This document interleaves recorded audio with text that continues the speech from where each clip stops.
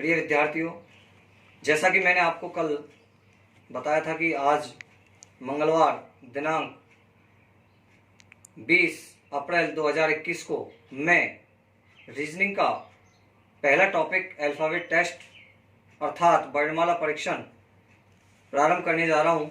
मेरी तरफ से सभी को राधे राधे।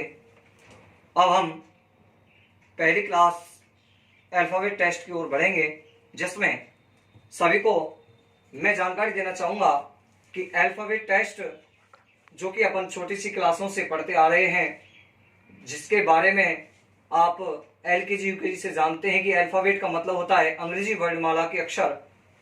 इन्हीं अक्षरों से हमें रीजनिंग का पहला टॉपिक क्लियर करना होगा।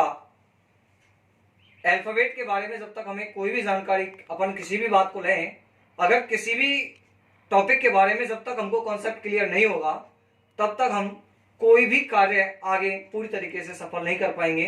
तो मेरा आपसे यही एक निवेदन है कि जो मैं आपको अल्फ़ाबेट टेस्ट में सारी बेसिकली नॉलेज दूंगा, उनको आप पूरी तरीके से समझेंगे।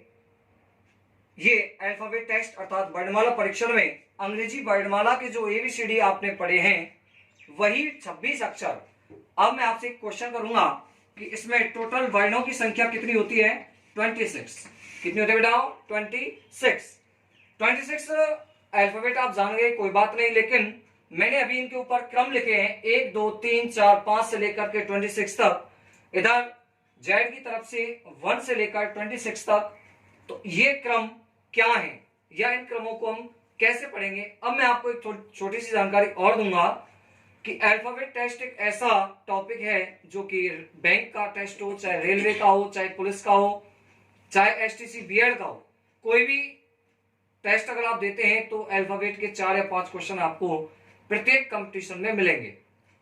और जैसे कि अपन के जीवन का आधार अपनी बाल्यावस्था होती है, उसी प्रकार अपनी रीजनिंग का आधार अल्फ़ाबेट होता है, क्योंकि जब तक हम अल्फ़ाबेट को क्लियर नहीं करेंगे तब तक कोई भी टॉपिक अपना क्लियर नहीं होगा। इसके आधार पर अपने कई टॉपिक्स आश्रित भी हैं, जैसे कॉलिंग रिकॉर्डिंग है, अपनी श्रृंखला है, ठीक है ना, बहुत सारे टॉपिक्स हैं। तो मैं सबसे पहले आपको जानकारी दूंगा अल्फ़ाबेट टेस्ट के बारे में, क्योंकि मैं पहले ही आपसे कह चुका हूं कि जब तक हम किसी भी वस्तु के बारे में विस्तार से वर्णन नहीं करेंगे या तथ्य को नहीं जानेंगे, तब तक हम कोई भी जानकारी हासिल नहीं कर पाएंगे। तो बच्चों, सबसे पहले मैंने आपको बताया कि वर्णमाला में 26 वर्ण होते हैं। अभी मैं आपको बता रहा था कि ये क्रम ए का क्रम 1 से, इसमें 2 कंडीशन होती हैं, ध्यान दीजिए आप। अल्फ़ाबेट में 2 पक्ष होते हैं, एक होता है बायां पक्ष और एक होता है दायां पक्ष। क्या होता है बेटा? एक होता है बायां पक्ष और एक होता है दायां पक्ष। बाएं पक्ष को हम लेफ्ट साइड भी बोल सकते हैं। क्या बोल सकते हैं? Left side. क्या बोल सकते हैं बेटा? Left side. और इसको बोल सकते हैं हम राइट साइड। क्या बोल सकते हैं? Right side. अब बात करें कि सब वर्णमाला में अल्फ़ाबेट क्या, अल्फ़ाबेट का जो बाएं पक्ष होता है वो कौन सा होता है? तो देखिए, अपन नॉर्मली जब छोटे बच्चे को ABCD सिखाते हैं तो हमेशा किधर से सिखाते हैं? A की तरफ से। तो हमारा बायां पक्ष भी कौन सा होगा? A साइड से। तो इसको लिख देंगे अपन लेफ्ट साइड। क्या लिख देंगे बेटा? Left side. तो अगर अपन से पूछे कोई भी कि अंग्रेजी वर्णमाला, अंग्रेजी वर्ण, तो देखिए हम बात बता रहे थे आपको कि A अपना हो गया लेफ्ट साइड। इसको हम और भी नाम दे सकते हैं, फॉरवर्ड। क्या दे सकते हैं? फॉरवर्ड, बेसिक या वेस्टर्न भी बोल सकते हैं। इसको हम बैकवर्ड भी बोल सकते हैं। क्या बोल सकते हैं? Backward side. बैकवर्ड साइड क्यों बोलेंगे? बैकवर्ड का मतलब होता है पीछे की साइड से, फॉरवर्ड का मतलब होता है आगे की साइड से, या सिंपली अपन कह सकते हैं कि जिधर से हम प्रारंभ कर रहे हैं वर्णमाला को, वो होता है हमारा बायां पक्ष। क्योंकि आपने देखा होगा, आपने पढ़ा भी होगा कि सड़क पर हम किस ओर चलते हैं? बाईं ओर। तो सीधी सी बात है कि वर्णमाला में भी हम कहां से स्टार्टिंग करेंगे? बाईं ओर से। ये वो हो गया अपना लेफ्ट साइड और ये हो गया बेटा अपना राइट साइड। अब मैं बात कर रहा था इसके बाद कि साहब राइट और लेफ्ट पढ़ने से हमें क्या बेनिफिट होगा। तो बच्चों, लेफ्ट और राइट साइड पढ़ने के बाद इनके हम क्रमांक भी याद करेंगे, क्रमांक याद करेंगे, जैसे कि क्वेश्चन आ जाता है आपका कि अंग्रेजी वर्णमाला का बाएं से 8वां अक्षर कौन सा होगा, 8वां अक्षर कौन सा होगा। तो बच्चों देखिए, ये तो मैंने आपको बहुत ही सिंपल क्वेश्चन लिया है। क्वेश्चन में दो कंडीशन अर्थात दोनों स्थितियां एक साथ भी आएंगी, चाहे बाएं बाएं आए, चाहे दाएं बाएं आए या दाएं दाएं आए। अब वो क्वेश्चन के ऊपर डिपेंड करेगा। दाएं बाएं दोनों स्थितियों से पढ़ने से पहले मैं आपको फिर इसके बारे में पूरी कंप्लीटली जानकारी दूंगा कि दाएं बाएं दोनों स्थितियां आए तो किस प्रकार हम पढ़ेंगे, या एक साइड आएगी तो हम किस तरीके से करेंगे। देखिए, हम पहले सिंपली क्वेश्चन की बात कर लेते हैं कि अंग्रेजी वर्णमाला का बाएं से 8वां अक्षर। जब आप बाएं को नहीं जानते हैं तो बाएं से 8वां अक्षर कैसे जानोगे। तो बाएं से 8वां आपको पता है लेफ्ट साइड कहां से, अपनी ए से, तो ए से सीधा सीधा चले जाएंगे अपन किस पर, 8 पर। 8वां अक्षर कौन सा बेटा अपना, एच। तो इस क्वेश्चन का आंसर क्या होगा, एच। पहली बात तो हुई ये। इसके बाद हम बात करते हैं, एक सूत्र भी है, तो देखिए इसके क्रम के बारे में हम सूत्र की बात कर रहे थे।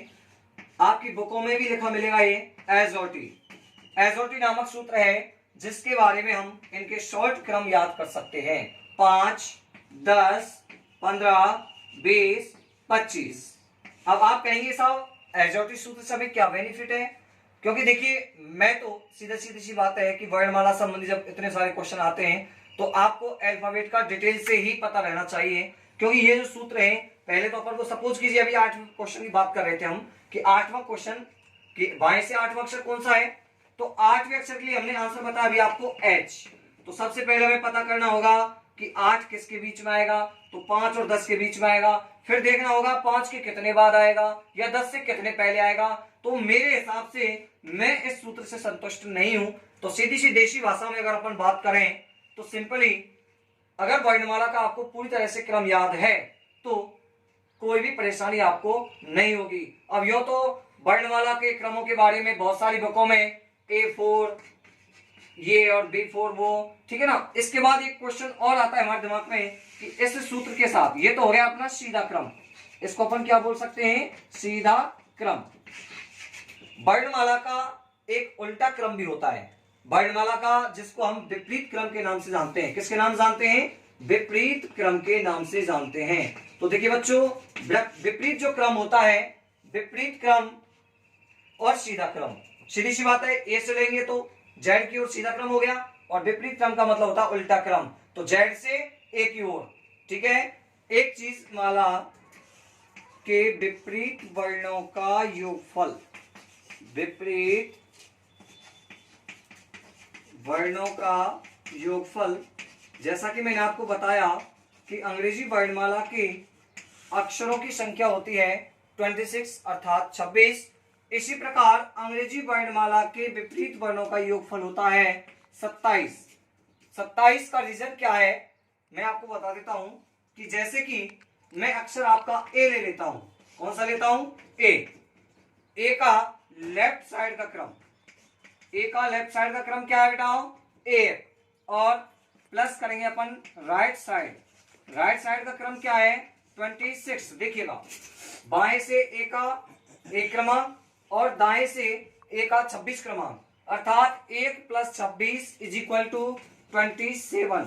अर्थात कह सकते हैं कि किसी भी अक्षर के XYZ ए से लेकर कोई भी जेड तक का वर्ण अपन उठा सकते हैं। जरूरी नहीं है कि मैंने एग्जाम्पल आपका ए का लिया है तो आप कोई सा और नहीं ले सकते, कोई सा भी ले सकते हैं। किसी भी वर्ण के दाएं व बाएं, चाहे बाएं दाएं बोल दीजिए, बाएं या दाएं अक्षर के क्रमांक को जोड़ने पर हमेशा योगफल 27 ही आएगा। इसलिए वर्णमाला के विपरीत वर्णों का योगफल भी 27 होता है। अब अपन बात करेंगे कि साहब वर्णमाला के विपरीत वर्णों का योगफल पढ़ते क्यों है, इसके पीछे भी रीजन है, क्योंकि इसमें अपने 7 या 8 टाइप पढ़ेंगे अपन वर्णमाला में। तो सबसे पहला जो टाइप है अपना वो है वर्णमाला के क्रम पर आधारित प्रश्न, जिसके बारे में हम दोनों स्थितियों की डिटेल से वर्णन अभी करेंगे, आगे करेंगे। लेकिन थोड़ी सी मैं आपको बीच में बता देता हूं कि वर्णमाला के विपरीत वर्णों का योगफल हमने क्यों बताया, क्योंकि जब हम अर्धांशों के बारे में बात करेंगे, किसके बारे में बात करेंगे, अर्धांशों के बारे में, तो हमें पता रहना चाहिए कि अर्धांश क्या होते हैं। अर्धांश के बारे में डिटेल से बात करेंगे। सबसे पहले बात करें कि 27 से क्या बेनिफिट होता है, क्योंकि जब हम अंग्रेजी वर्णमाला के किसी भी अक्षर का विपरीत वर्ण पूछेंगे, जैसे कि बताइए ए का विपरीत क्या होगा, ए का विपरीत क्या होगा, तो ए का विपरीत निकालने के लिए हमें पता रहना चाहिए कि अंग्रेजी वर्णमाला के विपरीत वर्णों का योगफल होता है कितना, 27।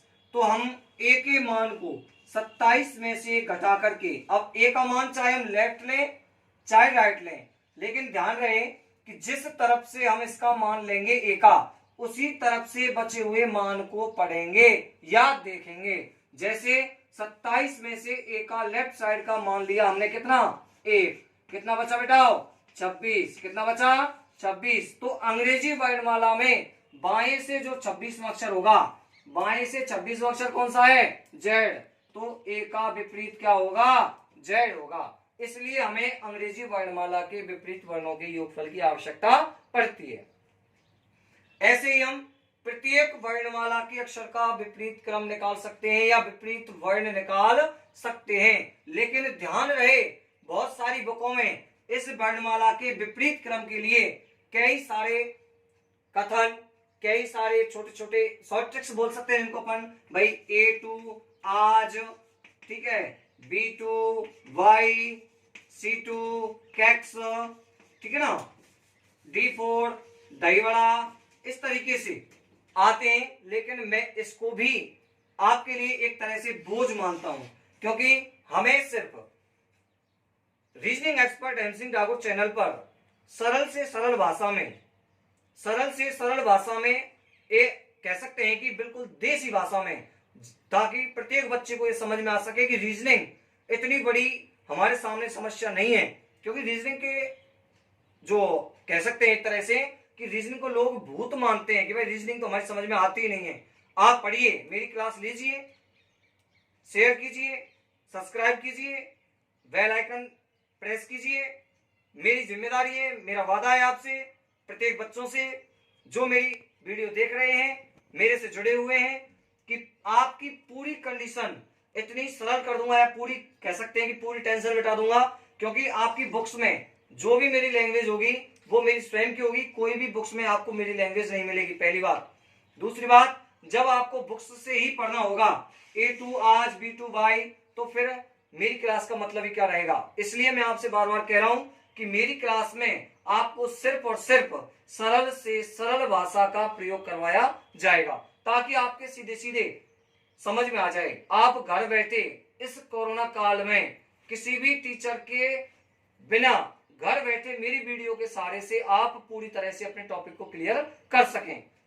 जो भी विद्यार्थी नोट्स लिखना चाहता है तो साथ के साथ मैं आपको 1 मिनट बीच में लिखने के लिए दूंगा, साइड में हट जाऊंगा। तो सबसे पहले आप टॉपिक का नाम लिखेंगे, अल्फाबेट टेस्ट, वर्णमाला परीक्षण। फिर आप अंग्रेजी वर्णमाला के इन क्रमों को लिखेंगे लेफ्ट साइड से और राइट साइड से। जैसा कि मैंने आपको अभी पहले बताया था कि लेफ्ट साइड को हम बाईं साइड बोल सकते हैं या बायां पक्ष भी बोल सकते हैं, ठीक है ना, या इसको हम फॉरवर्ड बेसिक भी बोल सकते हैं, ठीक है ना। दूसरी को हम बोल सकते हैं राइट साइड या दायां पक्ष, क्या बोल सकते हैं, दायां पक्ष, या बोल सकते हैं बैकवर्ड बेसिक, ठीक है। इसके बाद मैंने आपको बताया कि अंग्रेजी वर्णमाला के विपरीत वर्णों का योगफल,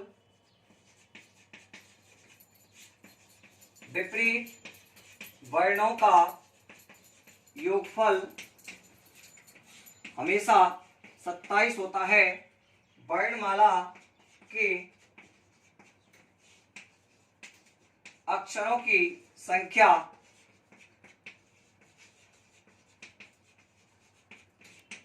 26 होती है। लिखिएगा। विद्यार्थियों, आपने जो अभी लिखा, इसके बाद नोट डालकर आपको यह भी लिखना है, किसी भी विषय का अध्ययन प्रारंभ करने से पूर्व विषय से संबंधित मूलभूत जानकारी या तथ्य का होना आवश्यक है।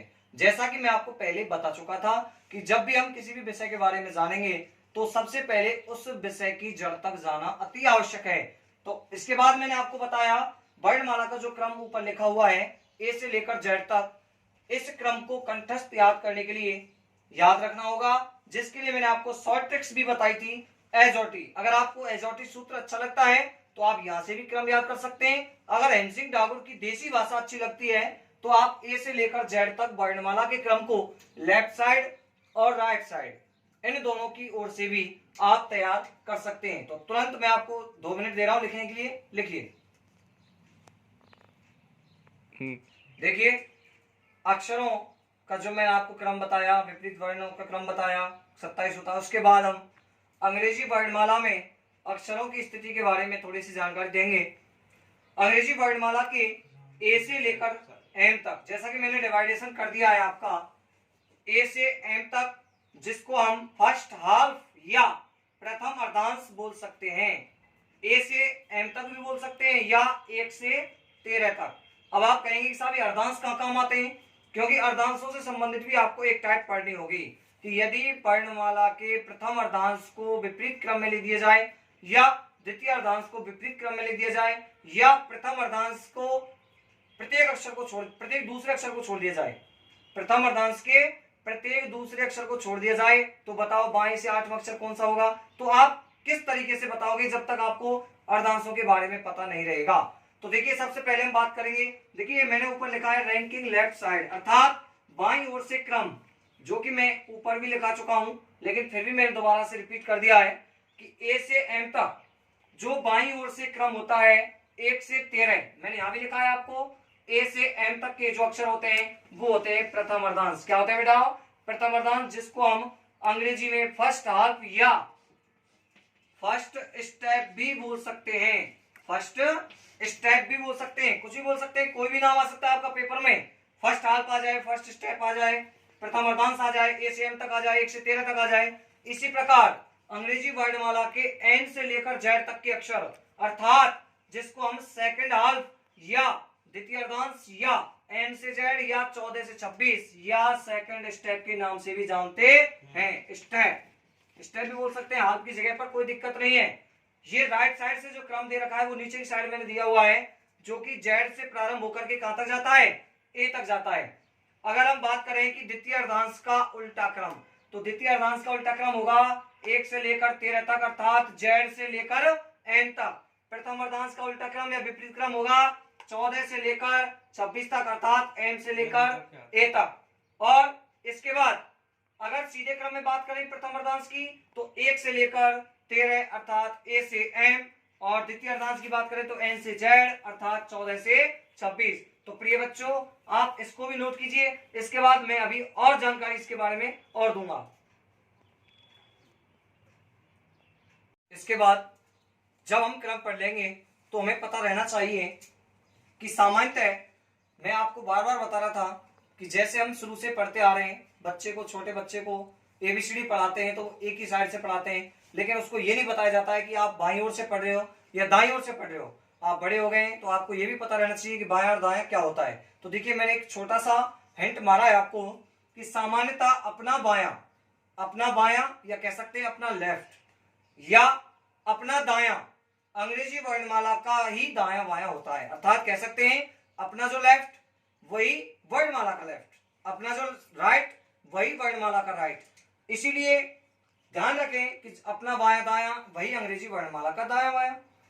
और एक खास बात और मैं आपको बता देता हूं कि कई बार एग्जाम्पल में या कह सकते हैं कि आपके पेपर में क्वेश्चन आ जाता है कि यदि अंग्रेजी वर्णमाला के अक्षर या वर्ड आपकी ओर देख रहे हैं या आपकी ओर मुंह करके बैठे हैं तो आपका दायां बायां क्या होगा। तो ध्यान रखें बच्चों, आपका दायां बायां ठीक सामान्य स्थिति का कैसा हो जाएगा?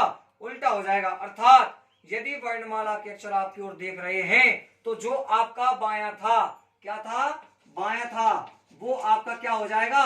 दायां। और जो दायां था वो क्या हो जाएगा? बायां। क्रमों में कोई परिवर्तन नहीं होगा। तो ये भी आप नोट कर सकते हैं। तो बच्चों अब हम नेक्स्ट वीडियो में अक्षरों की स्थिति ज्ञात करने के लिए 4 स्थितियों का अध्ययन करेंगे। मेरा आपसे आग्रह है, आज के लिए बस इतना ही। इसके बाद हम नेक्स्ट वीडियो में बात करेंगे अक्षरों की स्थितियों को ज्ञात करना, जिसमें मैं आपको बताऊंगा, नॉर्मली जानकारी दे देता हूं कि बाईं ओर से या बाएं से का अर्थ क्या होता है, दाईं ओर से या दाएं का अर्थ क्या होता है, या बाईं ओर या दाईं ओर, इन दोनों का अर्थ क्या होता है। सबका अलग अलग अर्थ है, चारों कंडीशंस अलग अलग होती हैं। इसके लिए मैं आपको शॉर्ट ट्रिक्स भी कराऊंगा, 4 सूत्र भी बताऊंगा, दोनों स्थितियों को आपको समझने की बिल्कुल सरलीकरण बहुत ही सिंपल तरीके से समझाऊंगा। तो मैं आज आपको इतना ही कहूंगा कि यदि आपको ये वीडियो पसंद आई हो तो जरूर सब्सक्राइब करें, शेयर करें, बेल आइकन को प्रेस करें। धन्यवाद।